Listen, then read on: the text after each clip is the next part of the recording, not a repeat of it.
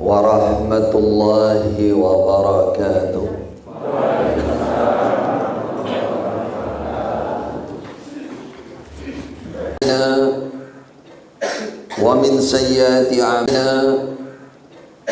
Wa min sayyiati a'malina man yahdihillahu fala mudilla lahu wa man yudlil fala hadiya lahu.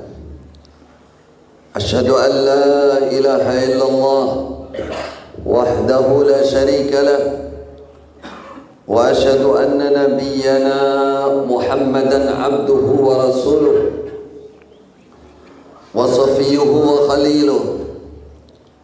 بلغ الرسالة وأدى الأمانة ونصح الأمة وجاهد في سبيل الله حق جهاده صلى الله وبارك وسلم عليه وعلى آله وصحبه ومن اهتدى بهديه واستنى بسنته إلى يوم المعاد وسلم tasliman katsiran.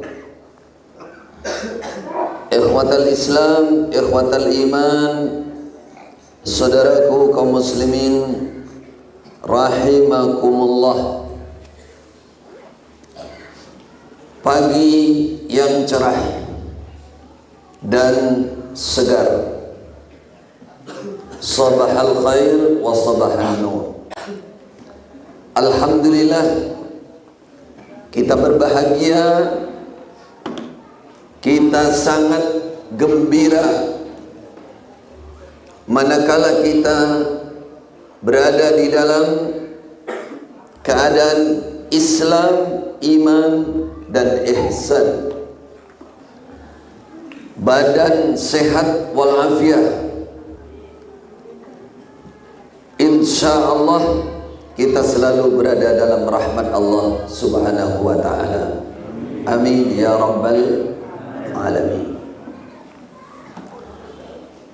Pagi jika kita manfaatkan untuk kegiatan yang positif, apalagi kegiatan yang bernilai ibadah, maka pasti kita mendapatkan berkah kasratul khair. Kenapa? Karena Rasulullah berdoa, Allahumma barik fi bukur ummati. Ya Allah, berkailah selalu kegiatan pagi umatku. Dulu para sahabat ketika mereka mau memulai berdagang, jualan, dodolan ke pasar, wah itu pagi-pagi. Mau berangkat perang membela agama Allah, berangkatnya pagi. Mau bercocok tanam ke sawah, budalanya isu. Mau bepergian, pilih pagi, menjelang pagi, karena semua mengejar barokah dari doanya Rasulullah sallallahu alaihi wasallam. Hari ini hari Minggu, seharusnya kita ini bersantai, berlibur, tapi kita bisa hadir dalam majelis ijtima' ilmu. Insyaallah mudah-mudahan kita mendapatkan manfaat dari pertemuan kita, dari majelis kita pagi ini, mendapatkan ilmu, mendapatkan tambahan iman, tambahan kekuatan. Tidak ada bandingnya adalah nikmat hidayah Islam, iman, ihsan.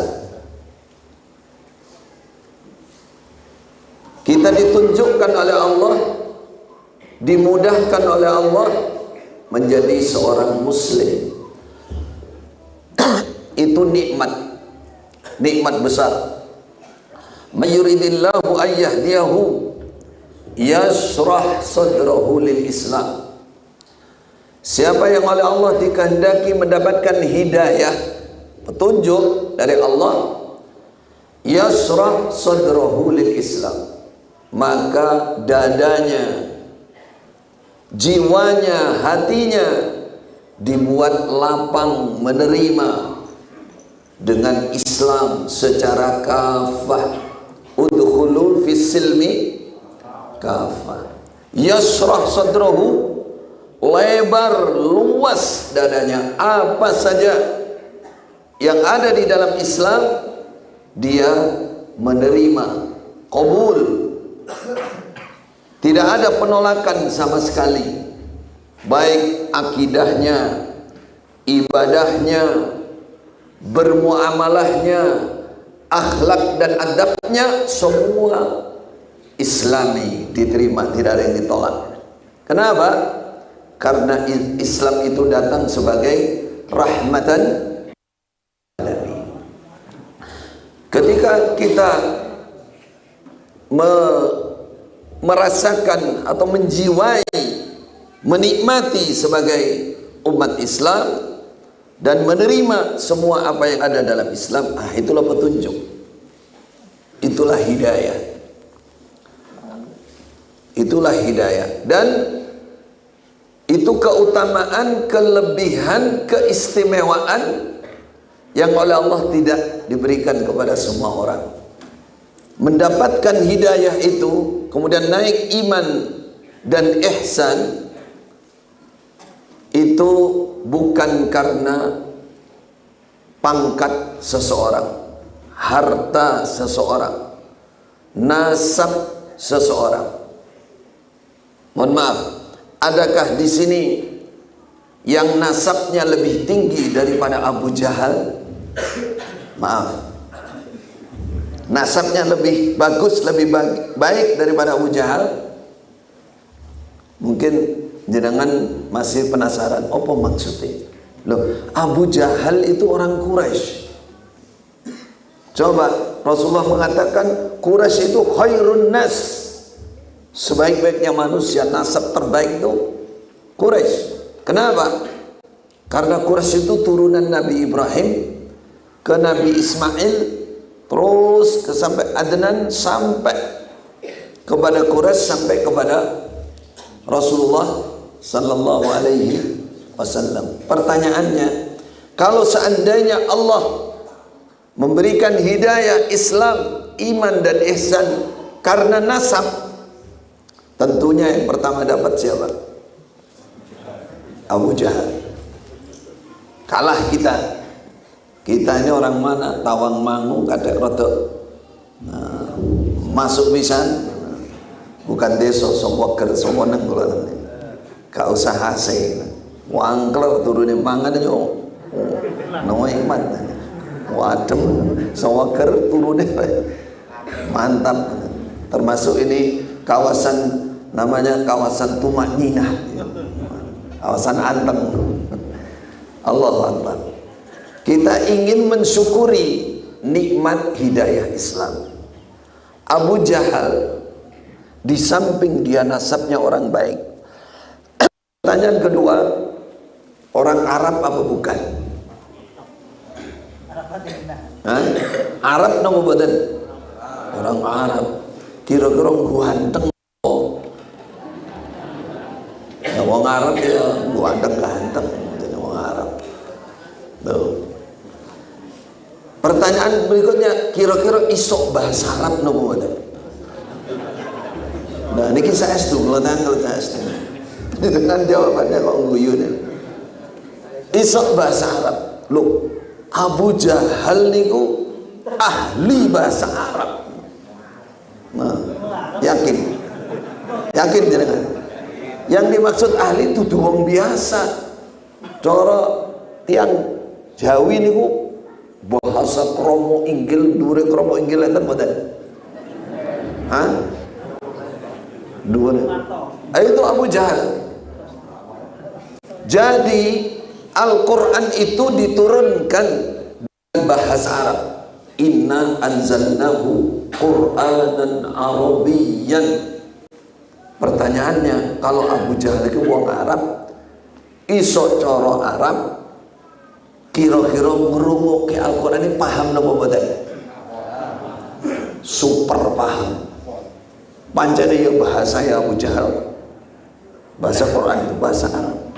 Nah, seperti itu saudara kondisinya. Nah sampai apik wong Arab tenan yo paham cara diwaca Al-Quran. Ketika Allah tidak menghendaki mendapatkan hidayah, gak dapat hidayah. Sekarang kembalikan kepada kita, siapa kita saudara? Hah? Coro Arab, wong Arab nopo mboten? Ya, Arab. Bahasanya Arab nopo mboten? Mboten. Arab patek genah, nek coro iso Arab barang ya ora patek genah Arab juga. Allahu Akbar. Mendapatkan hidayah itu dari Allah. Buktinya apa? Kita muslim. Ini peparing luar biasa, pemberian luar biasa. Pernah suatu saat Abu Jahal, Abu Sufyan, niku tokoh Akhnas bin Syuraik, 3 tokoh Arab Quraisy saat itu. Abu Sufyan itu tokoh yang paling dianggap paling tegas, paling itu moro sepah Rasulullah. Bapaknya Ummu Habibah, Romlah Ummu Habibah. Tapi menjadi pemimpin kekufuran. Pertanyaannya, apa mereka nggak paham Quran? Suatu saat 3 orang ini malam diam-diam meneng-menengan petengannya itu ngurungokke Quran. Datangi rumah Rasulullah. Rasulullah sedang sholat malam. Rasulullah kalau qiyamul lail niku sholat niku murajaah hafalan Quran. Rasulullah 1 juz 2 juz. Kita qiyamul lail murajaah hafalan napa? Al-Ikhlas. Al-Ikhlas ping 3 iku nek tangi. Alhamdulillah, disyukuri. Al-Ikhlas 3 kali sama dengan khatam Quran. Ketika mereka sama-sama nempel di tembok rumah Rasulullah, nggak ada yang tahu antara satu dengan yang lain. Sitok sebelah konon, sitok sebelah konon, nempel ngurungokke Quran. Saking indahnya Al-Quran, bacaan Al-Quran, bahasanya puitis dan tinggi sekali dan penuh dengan hikmah. 3 tokoh ini paham Al-Quran itu bukan bikinan manusia. Gak mungkin tukang sihir, gak mungkin dukun, orang mungkin Muhammad apa meneh, gak mungkin bikin sendiri. Mereka paham itu karena itu bukan syair, bukan syair-syair biasa. Ketika mereka selesai membaca, mendengarkan Al-Quran, ngurungokke Quran, mulai hampir subuh balik dewe-dewe. Lah kok delalah itu 3 orang ini berpapasan di jalan. Loh, awak tekan ndi? Kono, awakmu, ya kok kono. Kata 3 orang, jangan sampai konangan wong-wong ini. Karena ini pemimpin 3, kalau ini 3 ada begitunya ketahuan, mesti liane melu-melu. Jadi kalau orang dalam kebatilan, saudara, dalam kesesatan pasti begitu. Kadang-kadang tokoh-tokohnya itu ngerti kalau mereka dalam kesesatan. Tapi karena sudah kadung di atas, gengsi. Apa? Apalagi di zona yang nyaman, mangan enak, turu enak, kendaraan dicepakno, istri simpanan juga sudah disiapkan, jenenge bitonah. Apa gak penak piye? Akhirnya menutupi, saudara. Saya mengalami seperti itu. Jadi tokoh-tokohnya ngerti. Tapi wis kadung kepenak iku mau ya wis disimpan. Nah, pesan terakhir untuk saya dari tokoh yang paling tinggi, jawabannya arek-arek Khalil ku kon meneng suk. Kon meneng suk. Suruh diam saja saya. Saya bilang gak bisa, kebenaran gak bisa, kesalahan gak mungkin didiamkan. Itu engkau. Kita kembali ke Abu Jahal. Kita ingin menghayati bahwa nikmat Islam, petunjuk insyirahus sadri bil Islam, itu nikmat besar. Kata 3 orang, ojo sampai dibaleni lo ya. Nah, besok malamnya nggak kuat mereka karena keindahan Quran itu. Jadi alon-alon, oh paling koncoku ya rata teko wis janjian kok. Nemplek kabeh wong telu. Ndelalah balik meneh papa. Lho, mbok baleni to. Lah awakmu yo ngono. Karena indahnya Quran. Bagi orang syair-syair yang bahasa yang sangat tinggi dan tidak ada kebatilan di situ dalam Al-Quran.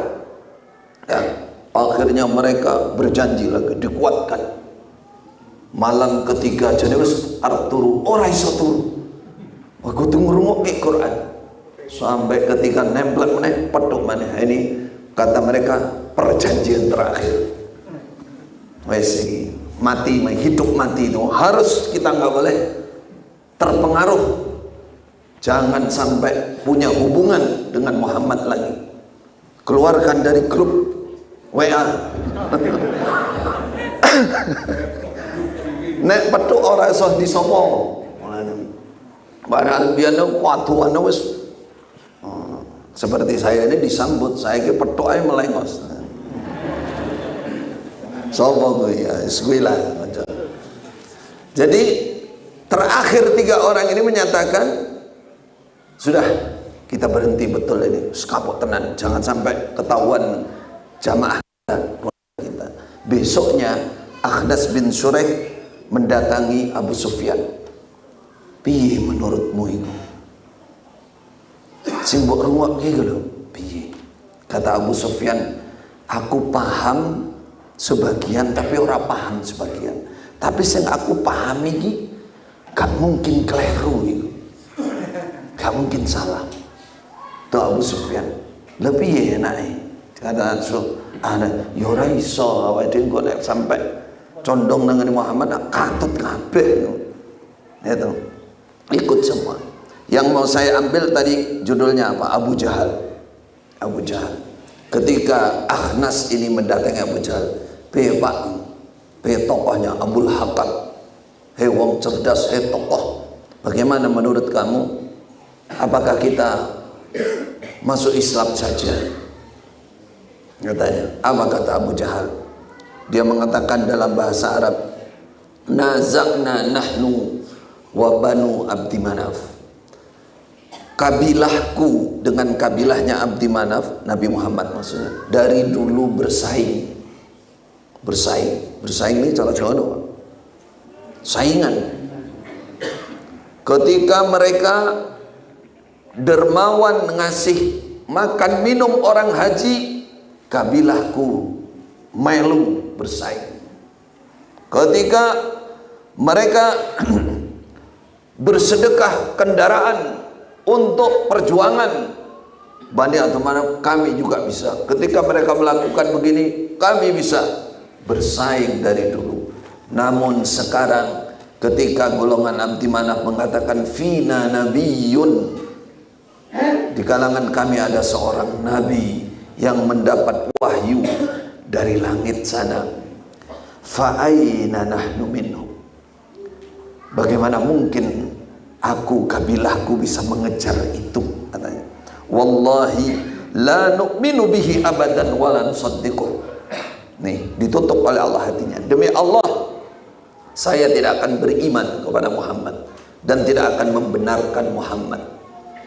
Kalau sampai saya beriman membenarkan Muhammad, jatuh kabilahku. Berarti nomor gengsi, bukan karena nggak ngerti. Sebelum itu zaman Nabi Musa yang paling terkenal siapa? Fir'aun. Fir'aun. Apa Fir'aun? Nah, Fir'aun itu nasab paling tinggi di Mesir itu. Orang Mesir itu kalau marganya disebut Al-Fir'auni, golongan Fir'aunnya. Oh mantap itu. Cara sakniki temriki niku apa ya? Darah biru, ningrat, keluarga rojo. Niku lak ngaku-ngaku rojo Jawa.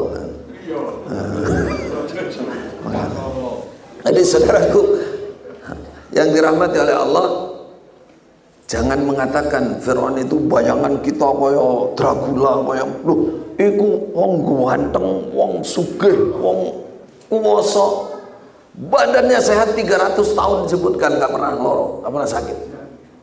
Hebat itu, orang hebat. Pertanyaan kedua, orang Arab apa bukan? Nah ini tekon mana ini? Dan jenengan perasaannya orang mana? Orang Mesir. Mesir orang Arab kamu bukan? Saat ini jenengan nyawa Mesir orang Arab bukan? Bahasanya orang Arab bukan? Sekolah ke Kairo coba aja. Sekolah ke Kairo, Indonesia Kairo hobi. Orang Arab itu, orang Arab. Dan Fir'aun ya asal usulnya mereka. Nah, pertanyaan keduanya, apakah Fir'aun gak paham bahwa yang dibawa Nabi Musa itu benar? Paham, ngerti. Gak mungkin itu dari Musa sendiri, mesti tongkat dilempar jadi ular.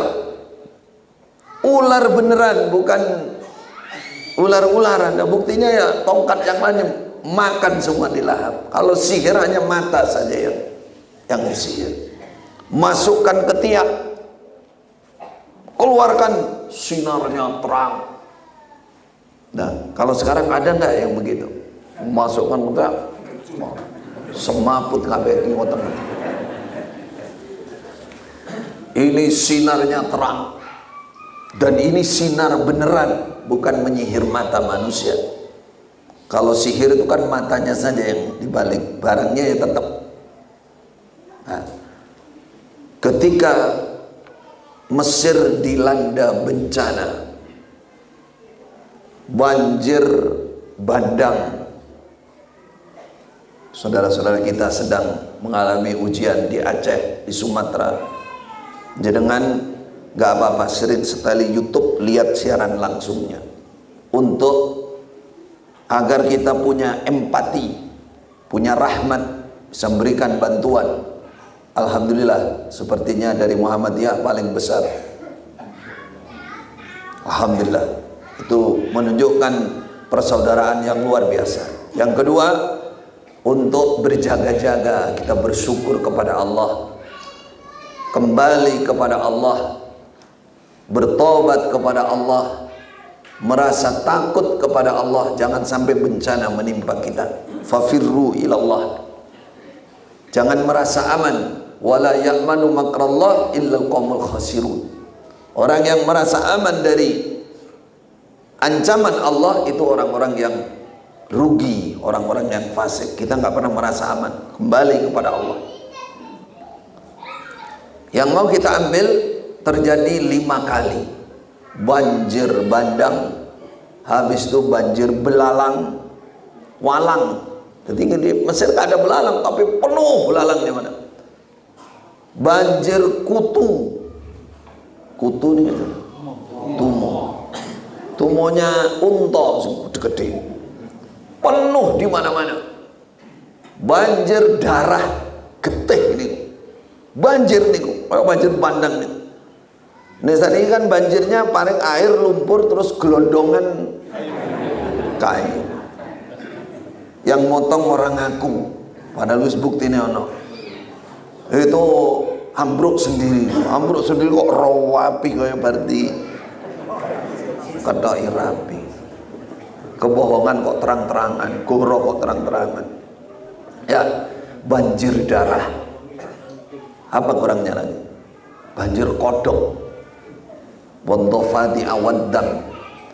Ketika terjadi banjir-banjir itu, Fir'aun sadar, ngerti, iki teko Gusti Allah ini, bukan dari siapa-siapa. Wajahadu biha wasaiqanatha anfusuhum.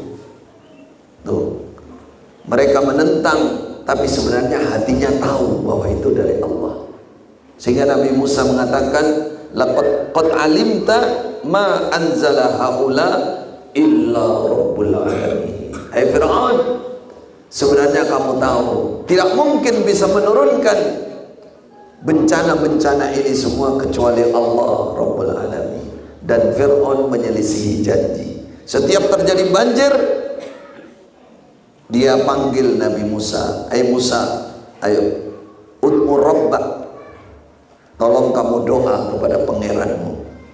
Kalau banjir ini hilang, selesai bencana ini, walaupun tidak distatuskan nasional, tapi bisa selesai. Kalau nggak selesai ya harusnya di bencana nasional harusnya. Tapi di sana nggak bicara itu. Musa, kalau kamu berhasil doa kepada pangeranmu, berhasil, saya iman. Oleh Allah dihilangkan, dibersihkan, dimakmurkan lagi, kafir lagi. Ternyata kafir Firaun. Begitu diulang-ulang. Bapak Ibu Saudaraku yang dirahmati oleh Allah, itu nikmat tertinggi. Jangan kita remehkan. Kadang-kadang kita menilai nikmat Islam, iman dan ihsan itu hal yang biasa. Karena kita lahir procot, sudah dalam keadaan Islam, keluarganya sudah Islam. Kata para ulama, kalau sudah balik nanti nggak perlu ngulangi syahadat. Harus lahir harus diadani. Dari kecil ya sudah bolak-balik syahadat, sholat bersyahadat, balik nggak perlu syahadat lagi. Saking mudahnya kita mendapatkan hidayah Islam. Bersyukurlah saudara, jaga hidayah itu. Wala tamutunna illa wa antum muslimun. Jadilah hamba-hamba Allah yang ahli bersyukur pada Allah Subhanahu wa taala. Apa tanda-tanda atau ciri-cirinya hamba-hamba yang bersyukur? Pertama, qanaah. Kata di belakang, aku iku jenenge qanaah. Nah, qanaah itu qani'an. Apa maknanya? Nerimo ing pandum. Pandumnya siapa? Bukan pandum lah ya. Pandumnya Gusti Allah.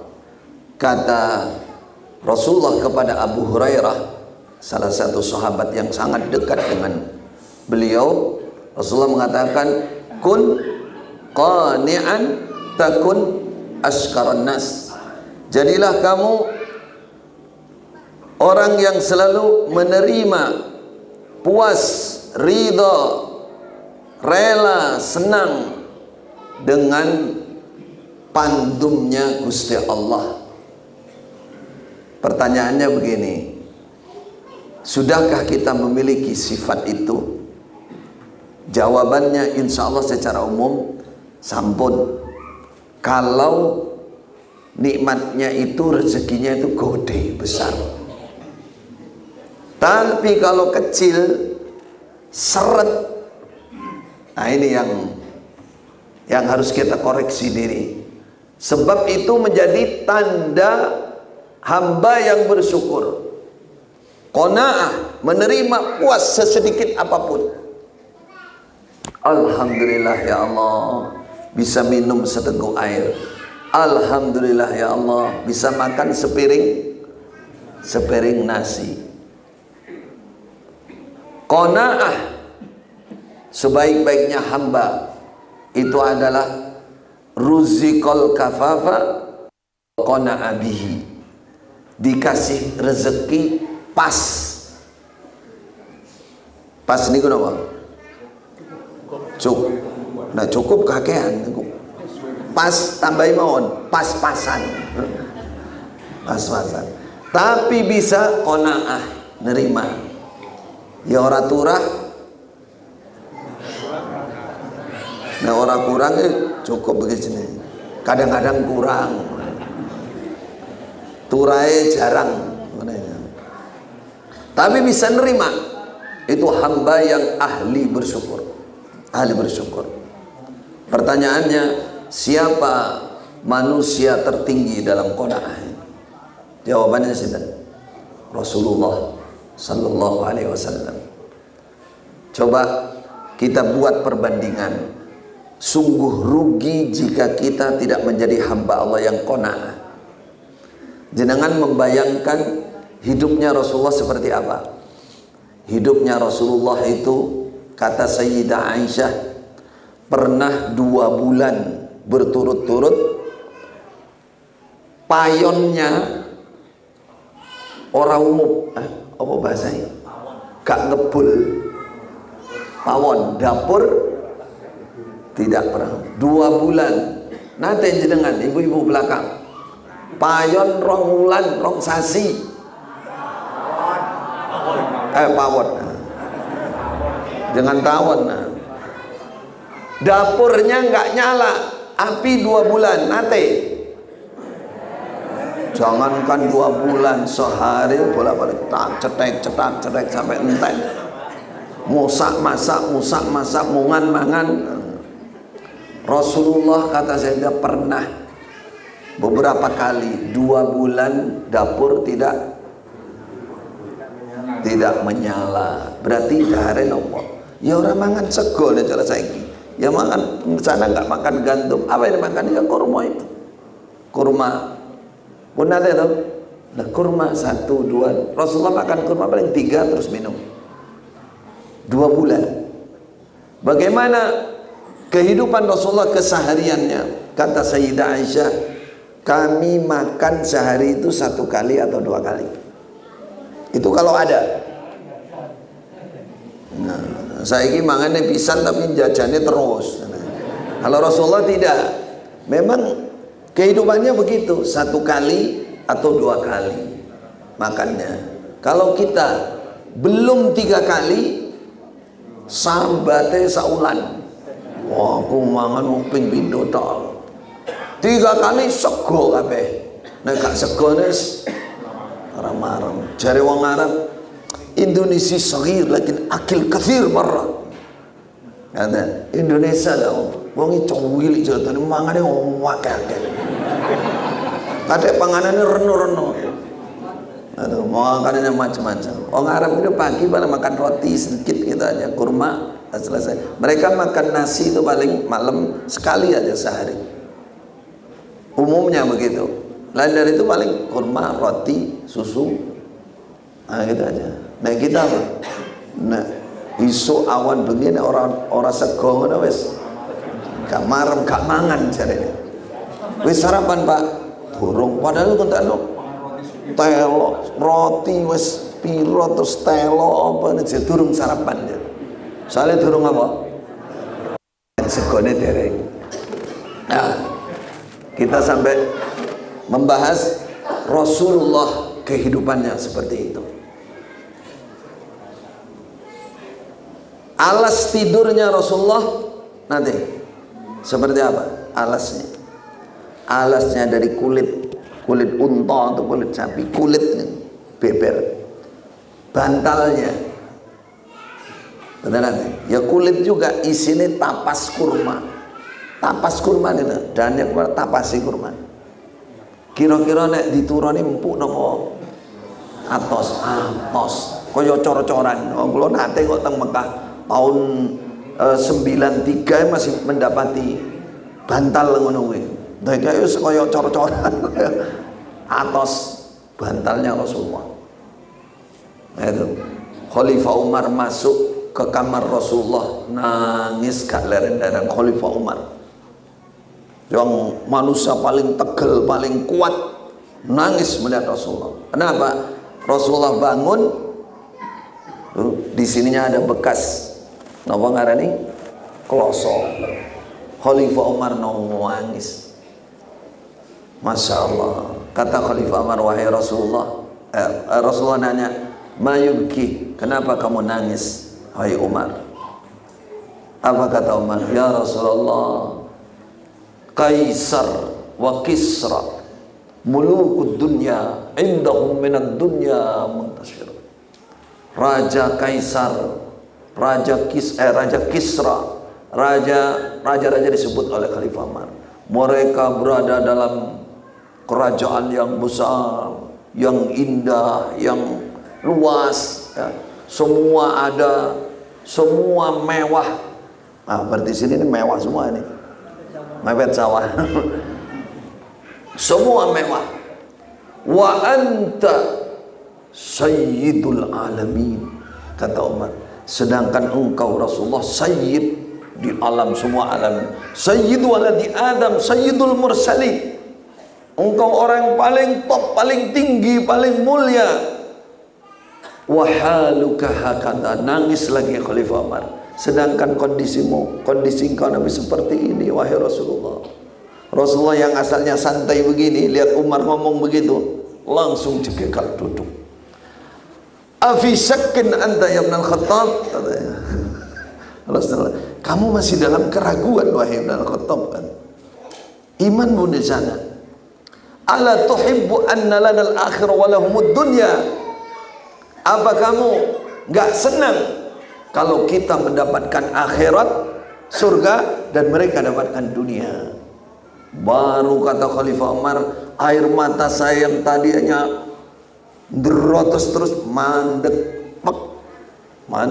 cep, gak ngalir lagi sudah. Katakan, salah aku tiba keliru.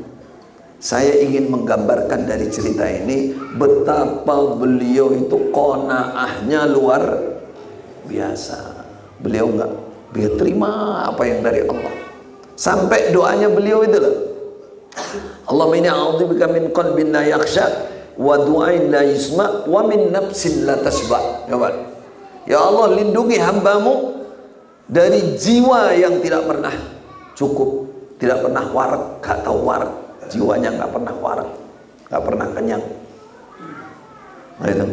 Nah, kondisi yang seperti itulah Rasulullah masih berdoa jangan sampai punya sifat yang tidak qanaah buat menerima. Itu Rasulullah. Bagaimana para sahabat sama, Khalifah Umar, Khalifah Abu Bakar, para sahabat yang lain di Madinah saat itu, bahkan ada namanya Ashabus Suffah, 70 orang yang hidupnya ya di emperan-emperan masjid ini. Pakaian yang dipakai hanya satu yang nempel di badan masing-masing, enggak ada yang punya dobelan. Saya tanya, yang di sini adakah yang punya baju hanya satu? Setengah dok?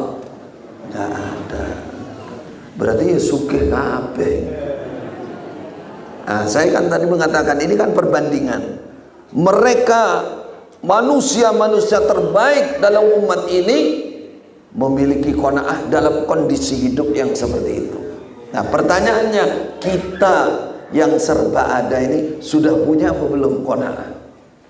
Nah, ini qanaah itu bukti kita bersyukur dalam kondisi apapun.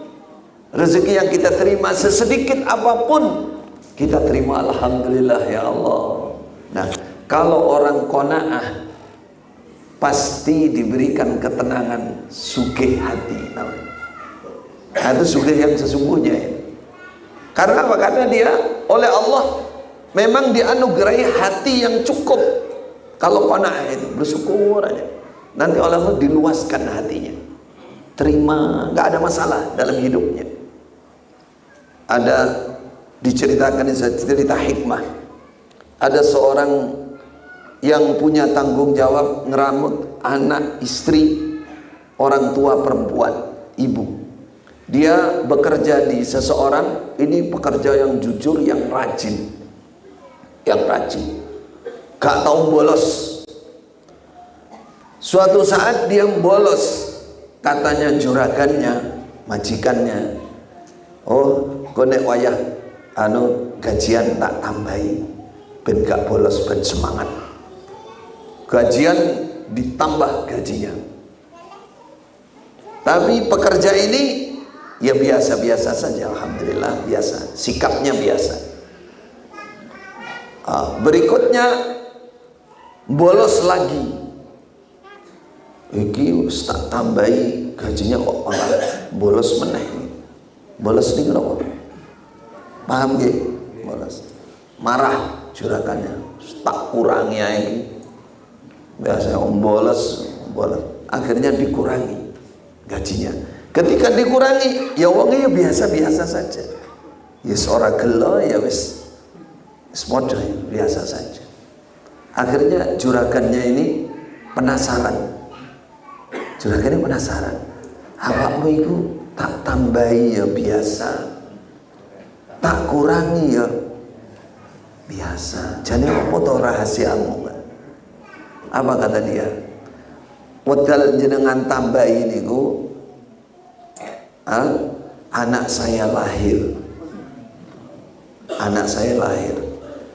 Waktu itu saya katakan, berarti rezekinya anakku.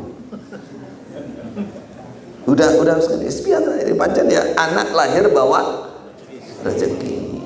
Banyak anak banyak lenapo kabeh barang, banyak anak banyak rezeki. Di belakang ketawa. Kalau banyak anak banyak rezeki, kabeh lak pengin sugih ta. Nunggu ya anak sing akeh ngono ae wis. Ayo. Pada saat dikurangi gajinya, ibu saya meninggal, ibuku mati. Terus aku berbicara, oh pancen iki dikurangi soalnya rezeki ibu katut. Jadi gak ada pengaruh, dikurangi, ditambahi. Wong kono tenang aja hidupnya, tuani tenang. Soalnya husnudzon terus. Napa husnudzon itu? Dan hidupnya dicukupi oleh Allah. Itu qanaah. Itu tanda pertama. Yang kedua, tandanya orang bersyukur itu orang yang semangat menjaga keikhlasan dalam beramal. Ikhlas dalam beramal. Apa contoh atau perbandingannya, gambarannya begini. Ada orang, misalkan orang desa, mbuh Tawang Mangu, mbuh Ondi, orang pelosok sekali.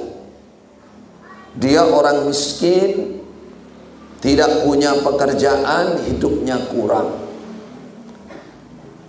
Lalu dibawa oleh seseorang ke kota, disiapkan tempatnya, disiapkan keperluan kesehariannya, disiapkan kerjanya, sampai kerja di sini ya.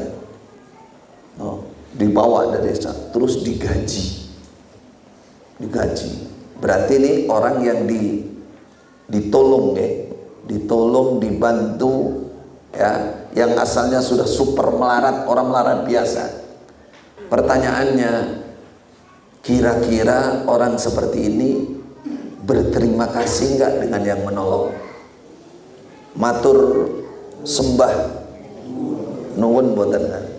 Kalau normal orangnya udah refleks pasti dia.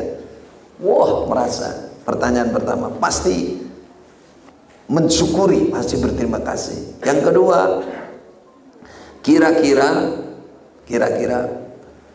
dia akan bekerja sungguhan apa berkhianat? Kalau normal, kerja tenanan dia digaji juga, wis diselametke digaji.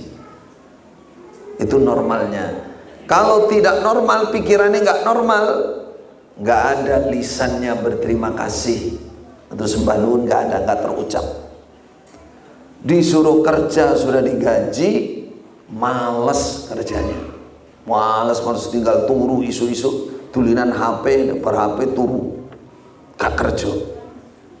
Umpama betul itu begitu, kita nilai sebagai orang apa ini? Wong model opong ini.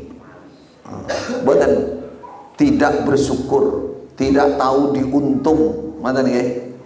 Cara Jawa napa? Monggo dijawab. Kalau mau mengerti bahwa ikhlas itu adalah bukti orang bersyukur, ya seperti orang ini tadi, dia akan bekerja murni untuk juragannya sebagai bukti bahwa dia berterima kasih. Sama dengan kita bersyukur kepada Allah, maka ibadahnya dijaga betul keikhlasannya. Apa ikhlasnya? Diniatkan mencari keridhaan Allah.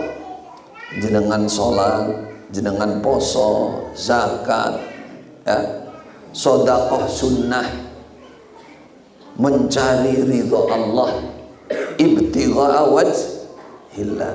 Ibarat tadi orang bekerja murni untuk juragannya sebagai tanda terima kasih. Semakin dikasih gajinya semakin bersemangat. Itu kata para ulama, bukti utama orang bersyukur, dia akan beribadah dan menjaga keikhlasannya hanya untuk Allah Subhanahu wa ta'ala. Keikhlasan itu Bapak Ibu, ma qalla wa kafa. Al-amal ma'al ikhlas wa in qalla kafa. Amal walaupun sedikit Tapi kalau diikuti dengan ikhlas, keikhlasan yang tinggi, maka cukup. Bahkan bisa menjadi modal masuk surga. Amal yang banyak sekalipun numpuk, bertumpuk, berlipat amalnya, tapi tidak ikhlas, hanya riak dan sum'ah, ingin dilihat, ingin dipuji orang, maka itu tidak diterima oleh Allah. Bahasa coro Jawa, gua biu. Ingat bahasa gua biu, buang di tempat sampah kalau nggak ikhlas, dan itu menjadi pelanggaran di sisi Allah Subhanahu wa taala. Maka jaga keikhlasan. Kadang-kadang amal sedikit diikuti dengan ikhlas, itu bisa menjadi penyebab seseorang masuk surga. Kata Rasulullah, ada orang keluar dari rumah mendapati duri ini kenapa? Ri di jalan, disingkrihno, dipinggirkan. Allah mensyukuri dia, mengampuni dia, dan memasukkan dia ke dalam surga. Dan nyingkirin ri. Para ulama mengatakan seperti apa? Jangan kamu lihat nyingkirin rinya saja, dia mengerjakan itu dengan keikhlasan. Dengan keikhlasan. Ada seorang, ini salah satu syekh bercerita, dulu ada seorang raja, raja kaya, ojo dijawake, rojo koyo, nanti salah arti. Raja kaya ini bernadar membuat masjid yang besar, megah. Dia mengatakan, tidak boleh seorang pun dari rakyatku yang ikut nyumbang bangun masjid ini. Pokoknya semua harus dari saya. Setelah itu di depan masjid harus ditulis nama raja, Masjid Malik Fulan. Akhirnya betul dibangun dengan cepat, indah, megah. Depannya ditulis nama raja itu. Setelah bangunan masjid selesai, raja ini tidur turu malam, bermimpi papan nama di depan masjid hilang, ganti nama. Raja bangun, marah dia. Pasukannya, coba kamu lihat tuh, papan nama berubah tenan nomor. Dilihat, ternyata masih namanya raja. Balik, tosik nama penjenengan, nama engkau. Ya wes, malam mimpi lagi seperti itu lagi. Ternyata papan nama dirubah, bukan milik raja masjid itu. Malam kedua, tentaranya disuruh neliti, tidak berubah. Malam ketiga mimpi lagi sampai 3 malam. Tapi nama itu tetap tidak berubah, namanya raja. Namun raja ini sadar, pasti ada apa-apa ini di balik ini. Ini gambaran keikhlasan. Pasti ada masalah di belakang ini. Bala tentaranya disuruh mencari siapa yang ikut membantu pembangunan masjid ini. Nggak ada yang tahu. Ya. Lalu raja ini mimpi lagi. Berikutnya dia mimpi, ternyata nama diganti sangat jelas. Nama itu sa'alamate ketok namanya, sehingga raja merintahkan bala tentara, cari orang itu, golek ono, masa nama saya diganti nama dia. Akhirnya ketemu seorang nenek yang sudah tua. Ya jenenge nenek ya. Tapi ya ada sekarang nenek masih muda, ya ada putu ponaan. Ada yang bahyut tapi masih nom. Ketika wanita tuannya dipanggil, dituntun raja, ditanya, anti, kamu yang ikut-ikutan bangun masjid. Kata nenek ini, wahai baginda raja, saya untuk makan saja sudah tidak punya, bagaimana ikut andil di masjid? Loh, saya bermimpi namamu yang menggantikan namaku. Kamu nyumbang apa ke masjid? Oh, aku tuh boten kalau boten nanti. Untuk makan sehari aja nggak cukup kok saya, jangankan bantu masjid. Wes pokoknya eling-elingan. Kamu pernah bantu apa? Baru nenek tua itu mengatakan, oh iya baginda raja, saya pernah waktu masjid itu dibangun, saya lewat di depannya melihat kuda yang membawa alat-alat bangunan, batu bata dan lain-lain, itu terikat dan haus, mau minum ada air ditimba itu nggak nyampe, gitu. Akhirnya saya lepaskan tali kendalinya kuda itu, terus kuda itu minum, gelek. Hanya itu yang kamu lakukan? Iya baginda raja. Nolong jaran yang ngangkuti boto dan lain-lain itu. Nolong jaran minum. Apa kata baginda raja? Allahu Akbar. Amali kathir lam yakbalillah. Amalku yang banyak Allah tidak menerima. Wa amalukal qalil qabilallahu min. Amalmu yang sedikit itu, tapi Allah menerima amal kamu. Buktinya apa? Masjid itu untuk mimpi saya, untuk nama kamu itu. Tuh. Akhirnya baginda raja, ya Allah, berarti saya ini melakukan semua ini karena pamer, riya. Kamu yang ikhlas. Mulai sekarang ganti nama itu, namamu benar Mas. Tulis namamu. Aku bertobat kepada Allah Subhanahu wa ta'ala. Jadi amal sedikit kalau Allah menerima karena keikhlasan itu, maka akan bernilai sangat tinggi di hadapan Allah Subhanahu wa ta'ala. Maka jaga amal baik. Penutup. Ya, dan ini satu poin lagi. Yang ketiga, orang bersyukur tadi kan qanaah, ikhlas. Yang ketiga penutupnya, semangat beribadah.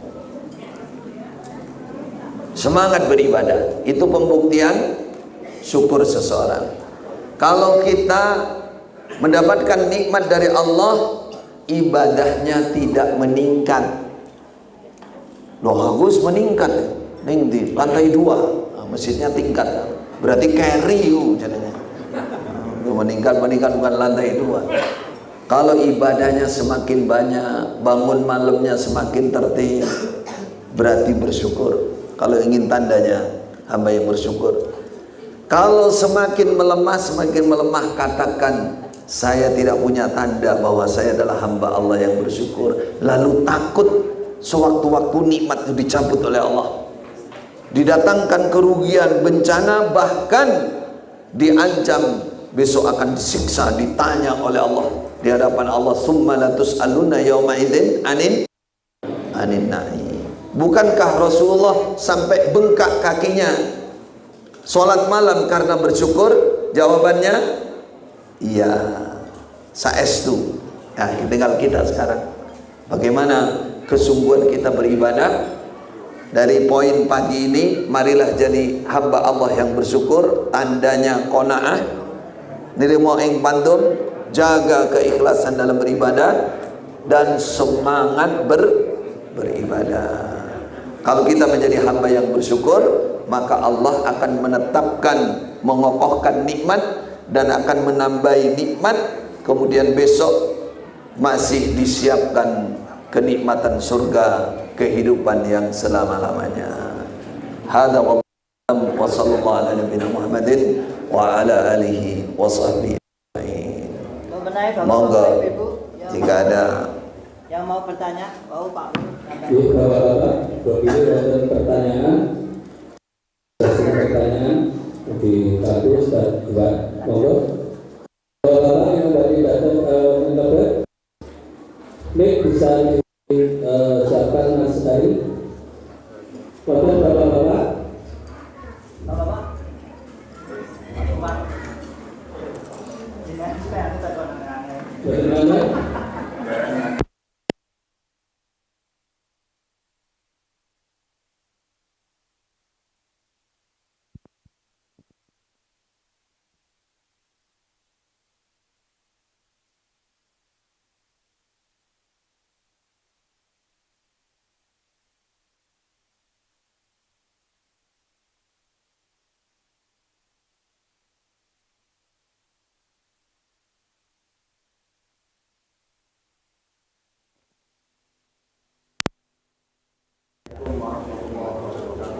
Waalaikumsalam warahmatullahi wabarakatuh. Kaitan dengan tadi itu Abu Jahal yang mengintip itu kaitan Rasulullah kita malam. Ya. Kemudian dengar dari kan suaranya keras. Dan itu nanti soalnya di dalam rumah Dalam kita sholat di masjid itu kan rumahnya seperti daurah ya, umpamanya berbanyaknya kita di masjid, kemudian salat malamnya banter. bersama-sama gitu, Pak, artinya banyak orang. Dan salah satu itu yang membaca dengan suara itu apakah itu memang Dibolehkan. itu adalah Baik. Baik. Pertanyaannya, tadi Rasulullah salat malam baca Quran, Abu Jahal dengar. Berarti bacaan Rasulullah keras. Nah, sekarang kumpul bareng cowok pengajian sampai nginep, waktunya sholat malam, orang sing sholat banter. Apakah dibolehkan? Tidak boleh. Tidak boleh itu. Soalnya apa? Mengganggu. Itu ada naskah langsung. Rasulullah pernah masuk masjid, beliau mendapati orang baca Quran banter-banteran. Padahal sama-sama sholat, murojaah semua. Kata Rasulullah, Pak ba'dukum ala ba'din. Jangan mengeraskan suara, salah satu kan mengalahkan sekalian yang lain. Fa innar rajul idza yusalli yunaji rabbahu. Karena orang sholat itu sedang munajat dengan Allah, maka jangan saling mengganggu. Itu ada naskahnya. Jadi kalau sunnahnya, sholat sunnah itu, sholat sunnah malam boleh dikeraskan, boleh pelan. Nah, ketika mengganggu orang lain, maka tidak boleh dikeraskan, harus, karena larangannya mengganggu. Itu jawaban. Ini pertanyaan tulisan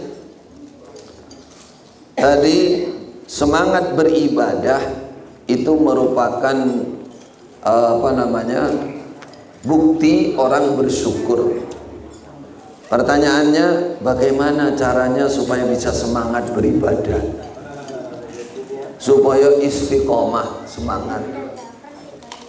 Jawabannya, pertama, yakini bahwa ibadah kita itu satu-satunya bekal sangu yang akan kita bawa ke alam kubur. Gak tahu sampai kiamat nanti di kuburan ini berapa ratus tahun. Bekalnya itu ibadah kita itu. Terus hari kebangkitan, hari kiamat nanti 50.000 tahun itu bekal kita itu ibadah kita di dunia, selama di dunia itu. Penentuan ke surga atau ke neraka tergantung ibadah kita di dunia. Masih belum semangat seperti itu. Kalau orang meyakini itu, pasti semangat sudah. Karena dia akan gondeli, lah ya, perjalanan yang lama itu nggak bisa lagi kembali ke dunia kita, nggak bisa. Yang akan menyelamatkan kita adalah ibadah kita. Yang kedua, ada sebuah kata begini, as-sa'idu man bu'idha bi ghairih. Orang beruntung itu orang yang termotivasi karena orang lain. karena orang lain. Maka kalau ingin termotivasi, bandingkan dirinya dengan orang yang bersemangat ibadah. Iki wong fakir, wong ini tapi ibadah mempeng lah, luwih sehat, luwih akeh, malah ibadahku kok kalah, jadi bersaing. Lihat orang yang lebih semangat sehingga mendapatkan motivasi. Salah satu syekh kami namanya Syekh Abdul Razak bercerita, ini kisah nyata di Saudi sana. Kata beliau, 25 tahun yang lalu saya mendapatkan nasihat semangat dari orang Indonesia. Ini Syekh Kamil, seorang Indonesia, rajul Indonesia. Saya mendapatkan nasihat dari dia. Dan saya ingat padahal itu sudah 25 tahun yang lalu, selama tahun yang lalu. Apa nasihatnya? Kata beliau, bukan nasihat berupa motivasi secara lisan, bukan. Suatu saat malam bulan Ramadan, ya, waktu Qiyamul Lail. Bagaimana masjid sini ada Qiyamul Lail di Ramadan? Kata Syekh, saya masuk masjid ikut sholat, padahal bacaan imam itu satu rakaat itu bisa sepertiga juz. Saya sholat. Tidak lama ada orang pakai tongkat, kakinya buntung. Dia berdiri di sebelah saya, tongkatnya disendekke di tembok. Dia berdiri dengan satu kaki, sholat malam, dan dia tidak berhenti sampai salamnya imam. Nggak tahu berapa jam. Kata Syekh, aku iki Syekh, aku iki guru. Melihat orang Indonesia, dikatakan dia orang awam, gak patek ngerti ilmu. Pancen kita kalau ke sana itu habis, kita itu sepinter-pinternya orang Indonesia entek dibandingkan orang alim di sana.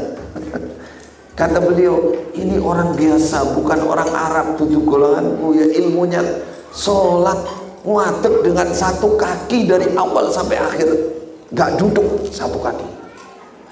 Allahu Akbar. Kata Syekh, setelah itu saya malu kepada Allah kalau sampai saya sholat malam saya duduk, dan saya malu kepada Allah kalau sampai ketinggalan sholat. Laikil wong Indonesia tutu wong Arab, ilmunya juga pas-pasan, ada cacat pisan. Segitu itu mempersyukurnya. Aku malu kepada Allah, aku sehat, aku wong Arab, duwe ilmu, punya segalanya. Itu namanya orang memotivasi diri karena orang itu mungkin salah satu. Monggo dicoba. Tadi yang nanya supaya Allah diingat, itu bekal. Kedua, lihat kanan kiri yang semangat. Jangan menstandar orang gak semangat. Loh, Pak kuai ngono kok meneh aku lah. Jangan perbandingan yang malas ya, yang malas. Monggo yang lain kalau ada pertanyaan. Kalau nggak ada yang masuk lewat tulisan saya.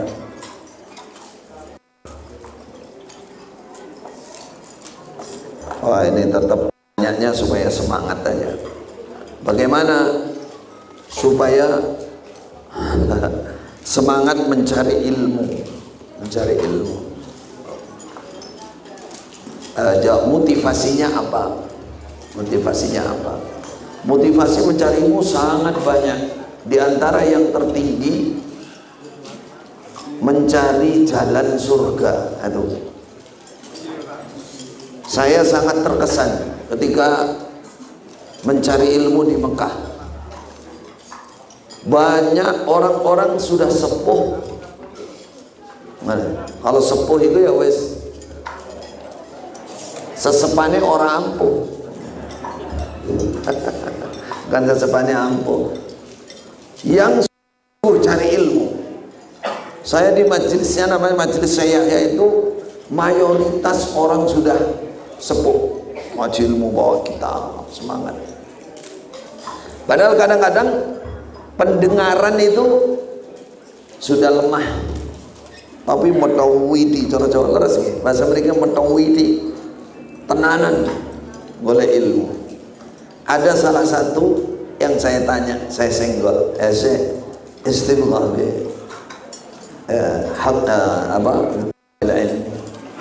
apa yang Anda cari sebenarnya mencari ilmu ini? Kenapa kok hari-hari tertib ke saya duluan? Ada yang tak suruh baca tois pelegak-pelegu. Jangankan memahami dari saya secara utuh, dia baca aja nggak lancar. Nah itu, apa kata dia? Sabab isbat anta, pemuda, apa kamu? Saya disenggrek. Aku nyari ilmu gak ngerti. Hada, katakan tariqul jannah. Kalau bahasa mudahnya begitu. Ini kan aku begini ini nyari jalan ke surga. Terus baru saya kaget, oh iya ya, sabdanya Nabi kan, man salaka tariqan yaltamisu fi ilman sahalallahu tariqan ilal jannah. Siapa yang berada di jalan mencari ilmu, maka dia ada di jalan menuju surga. Jadi kalau tanya apa motivasinya orang semangat cari ilmu, tidak semata-mata harus mendapatkan ilmu, tidak. Dia ingin melakukan sesuatu, jika mati langsung gendirit swarga, dalam keadaan cari ilmu. Nah ini kita duduk habis makan, terus ada yang bablas misalkan, swarga itu. Ada yang mau ngaco? Nggak ada yang mau. Ya kalau walaupun nggak mau, kalau kodarnya bisa saja. Tapi itu yang dicari, mencari ilmu. Jadi orang cari ilmu itu dalam kondisi sudah jalan menuju surga, sudah mati masuk surga. Kalau boleh saya tutup dengan cerita. Ada seorang syekh yang terkenal di Damaskus. Damaskus itu Syria, ya, Suriah. Namanya Syekh Abdurrahman Al-Haffar. Ada orang namanya Abdurrahman. Dia tukang, hari-hari kerjanya gali kuburan, ngeduk kuburan, dibayar, lalu masukkan kuburan, masukkan mayat ke kuburan. Pundi kuburan yang memiliki kuburan, tukang gali kuburan Abdurrahman. Suatu saat datang mayit, ya bukan datang dengan sendirinya, ya dipikul, bukan mencolot ya. Dipikul 6 orang, lalu diikuti seorang wanita, tapi dia berhenti di luar kuburan. Di luar kuburan.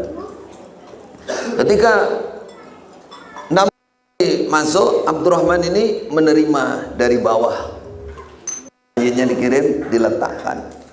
Setelah mayit ini diletakkan, kata Abdurrahman, kuburan langsung berubah menjadi kebun yang sangat indah.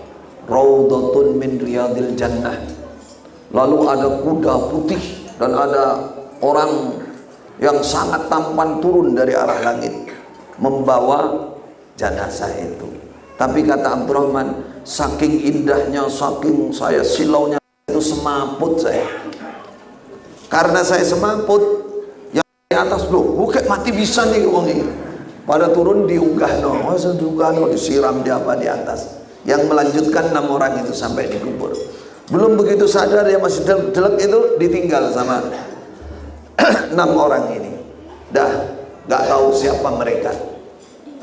Beberapa bulan kemudian datang lagi mayit, ya dibawa di kotak 6 orang lagi, dan ada wanita lagi di sana di luar. Baru Abdurrahman teringat, loh kok sesembian dia. Lalu dia bersiap di bawah. Bersiap di bawah, mayit ditaruh, diletakkan oleh Abdurrahman. Robah lagi betul. Alam kubur itu jadi rubah, jadi kubur yang sangat indah. Tapi kali ini dia tidak semaput. Abdurrahman sampai dia selesaikan, dia melihat kejadian itu. Saya dikubur, mereka mau pulang. Saya ojo mulai. Ada yang mau saya tanyakan.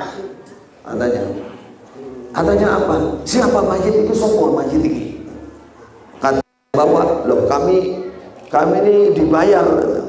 Dia kata, yang tahu itu loh ibu-ibu yang di pinggir itu. Lari dia ke ibu-ibu. Dia berkata, demi Allah Bu, ceritakan kepada saya, siapa tadi mayit itu? Apakah benar ibu dulu 6 bulan yang lalu yang datang ke sini? Kata ibu itu, iya betul, aku itu. Ini siapa? Coba ceritakan. Kata ibu itu, ada apa? Saya melihat ini dia ceritakan keindahan ini. Kata ibunya, yang dulu, yang pertama itu anak saya penghafal Quran. Dia hidupnya mencari ilmu, menghafalkan Quran di pondok. Dia mati 6 bulan yang lalu. Lah yang ini siapa? Yang ini kakaknya.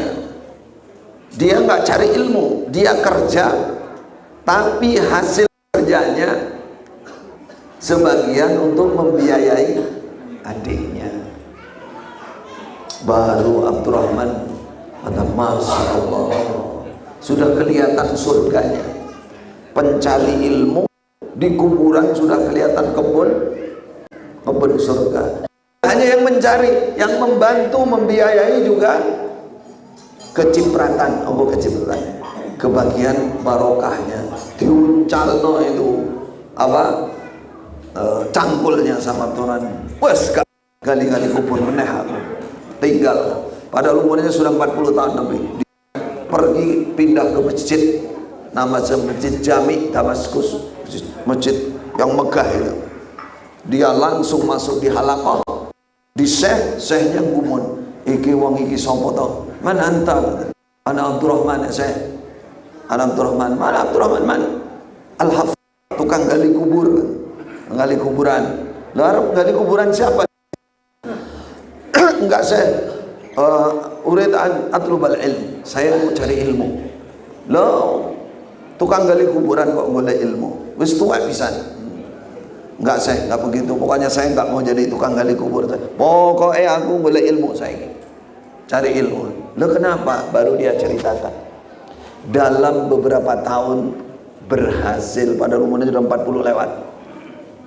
Dia jadi ahli bahasa dan kitabnya sampai ke kita. Sehingga ditulis As-Syekh Abdurrahman Al-Haffar. Julukan tukang gali kubur itu nggak hilang. Syekh Abdurrahman Al-Haffar. Itu beberapa puluh tahun yang lalu. Itu gara-gara melihat kuburannya pencari ilmu. Maka yang tanya tadi, apa spirit semangat orang cari ilmu? Surga. Itu yang utama. Belum lagi janji Allah, ketika orang punya ilmu akan diangkat derajatnya. Maka jangan mencari ilmu. Jangan mengatakan saya sudah sepuh, saya sudah repot. Sempatkan. Saya ibu-ibu ya, penggawaianku ya ora pantes nek ilmune kakean. Nggak ada. Pangkatku kan yang penting 3M. Maca, mana, masa. Jangan terima dengan itu. Carilah ilmu. YouTube-nya jenengan yang biasanya sambil masak di setel itu diganti ilmu. Ganti ganti ustadz siapa lagi sambil dengarkan ilmu biar masuk. Walaupun seorang wanita, ilmu agama untuk wanita itu lebih jelimet daripada ilmunya laki-laki. Maka harusnya lebih fikih. An-Nisa itu lebih jelimet. Harus lebih semangat mencari ilmu supaya kegiatannya keseharian selalu sesuai dengan dalil. Baik. Cakap? Tidak ada yang penasaran tentang sesuatu? Moga-moga, tafadhal. Waalaikumsalam warahmatullahi wabarakatuh. Moga. Perkataan yang paling mulia adalah istighfar. Yang ditanyakan, ketika jamu lain, afdal mana antara merubahnya sholat ataukah mengucapkan? Baik. Waalaikumsalam warahmatullahi wabarakatuh. Paling utamanya ucapan afdal zikir adalah istighfar. Kalau qiyamul lail, afdal mana sholat dengan istighfar. Yang paling afdal sholat sambil istighfar. Nah, gabung dua-duanya. Bukan guyonan ini, kan Rasulullah begitu, sholatnya lama Rasulullah. Di mana istighfarnya? Ya ketika sujud. Contoh, subhanakallahumma wa bihamdika Allahumma firli. Bukankah itu istighfar? Itu yang berbanyak. Sujudnya Nabi lama. Nah, tapi kalau bertanya ketika malam yang akhir mendekati subuh, waktu sahur namanya, kan ada bunyinya ayat wal mustaghfirina bil ashar. Sebagian ulama duduk tenang, konsentrasi, menangis kepada Allah, jaluk ngapura tenan, itu bisa mengalahkan qiyamul lailnya di akhir tadi, karena ada ayat khusus antara itu.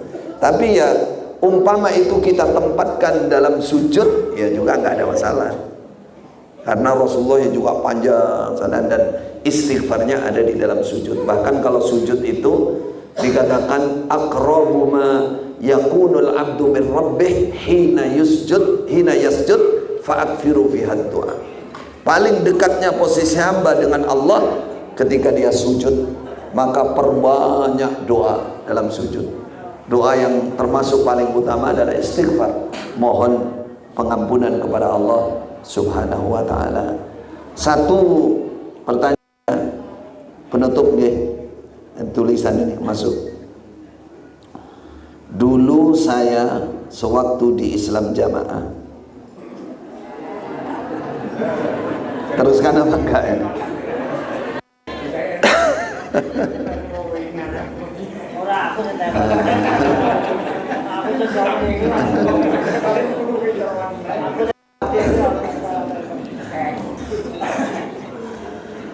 Semangat mencari ilmu. Saya kira ilmunya sudah benar, sedangkan sekarang saya dicoba oleh Allah, kurang semangat mencari ilmu, tidak seperti dulu. Bagaimana membedakan? Bagaimana obatnya? Obatnya piye? Obat semangat. Memang saudara, yang namanya doktrin di Islam Jamaah itu tentang ilmu itu, kalau kita katakan luar biasa. Tapi doktrin, saudara, apa judulnya? Ilmu kita ini ilmu yang diambil dari Mekah. Mekah tenang, perasaan. Dan ini yang paling murni. Ini ilmu mangkul. Dan ini Quran hadis beneran. Dan ini ilmu yang sah. Kalau sudah kamu kaji, kamu amalkan, ini doktrinnya ya, pasti diterima oleh Allah. Lalu pasti surga. Lalu dibalik, kalau di luar kita, wong jopo-jopo itu, nah, ilmunya satu, tidak murni. Kedua, tidak mangkul. Walaupun Quran dan hadis itu gua biu, ora sah. Bahasa yang paling kasar dulu, sampah. Tuh, gua biu, nggak ada gunanya. Diamalkan juga tidak sah. Nih, ini saya katakan doktrin. Doktrin itu dimancapkan dan itu terus di telinga, sehingga mereka semangatnya menggila. Mulai ya, ini wajah. Dulu saya di Pondok Pesantren ini datang semua itu ada kajian, ribuan orang. Doktrinnya seperti itu. Nah, kalau Anda bertanya sekarang, kembalikan kepada semangat awal. Manakala sekarang ilmunya lebih benar, ya, lebih benar. Dulu ketika tidak benar, hanya doktrin saja, Anda sudah semangat. Sudah benar kok nggak semangat itu? Pertanyaan, piye itu awak gitu. Bagaimana itu? Itu untuk motivasi. Apalagi banyak kemudahan sekarang lewat YouTube, lewat siaran langsung, mau Masjidil Haram, mau Mesir, mau Ustadz siapa, ada semua. Nek biar dibatasi, tidak boleh kemana-mana. Dan karena doktrinnya dianggap paling benar. Padahal saudara, saya adalah orang pertama yang meneliti keilmuan Islam Jamaah. Dan bukan hanya saya, diikuti beberapa teman saya. Dan bukan hanya teman yang di dalam Islam Jamaah, para pencari ilmu yang ke sana, silakan nanti buka di YouTube, Ustaz juga meneliti tentang keabsahan, kebenaran ilmunya Islam Jamaah ini. Setelah di sana ternyata tidak begitu ilmu di sana. Berarti terjadi pemalsuan di tengah jalan atau di ujung jalan, Allahu a'lam. Contoh, kenapa pemalsuan? Kenapa itu bohong? Ngotot, ya ngotot misalkan ada itu ngotot, ya ngotot misalkan ada itu sanadnya kitab hadis misalkan, maka harus dibuktikan legalitas dan keotentikan, karena sanad itu harus otentik dan harus sahih, tidak boleh dhaif, tidak boleh putus.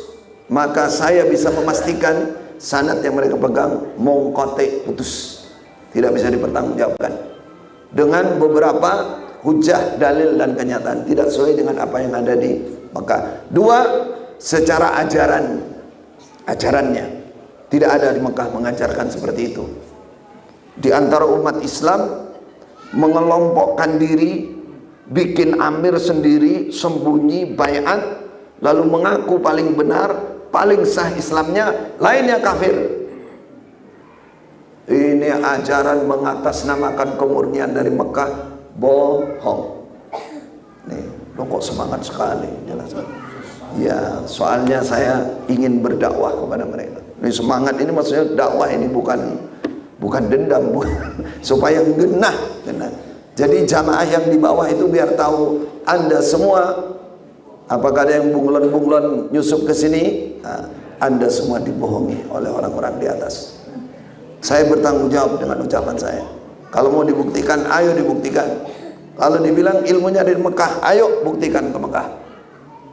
Yang diaku sebagai sumber-sumber ilmunya di sana, masih ada tempatnya, masih ada murid-muridnya, masih otentik semua. Darul hadis masih ada, madrasahnya ada, semua ada. Tinggal dirujuk ke sana. Cocok opora? Jawabannya lam yakcok. Itu bahasa mereka saya. Lam yakcok, tidak cocok. Tidak cocok. Bukan saya saja, bukan ratusan pencari ilmu akan berikan kesaksian seperti itu. Padahal saya dari dalam. Maka mereka biasanya kalau saya jelaskan begitu, wah itu ada punya ambisi gak kelakon nih, begitu. Apa ambisi ini? Pingin jadi imam, pingin dibayat gak kelakon nih, malah nungguin, malah nyalah nungguin. Allahu Akbar, Allahu Akbar. Kalau kita begitu, kita katakan justru saya dan teman-teman, mereka ibarat kata mereka dikeluarkan itu gara-gara tidak mengakui keabsahan imam dan baiat mereka. Itu penyebab utamanya. Lah kok malah kita yang pula dituduh ingin jadi imam, kita ngukumi nggak sah kok, nggak boleh seperti itu. Kalau mau membentuk organisasi golongan di Indonesia silahkan, tapi kalau sampai mengkafirkan yang lain, menganggap dirinya paling benar dan seterusnya, itu bukan ajaran Islam. Itu ajaran firqah yang dilarang oleh Allah dan dilarang oleh Rasulullah sallallahu alaihi wasallam. Barakallahu fikum. Cekap nggih, yakfi nggih. Mudah-mudahan apa yang disampaikan menjadikan manfaat untuk kita semua. Kurang lebihnya mohon maaf.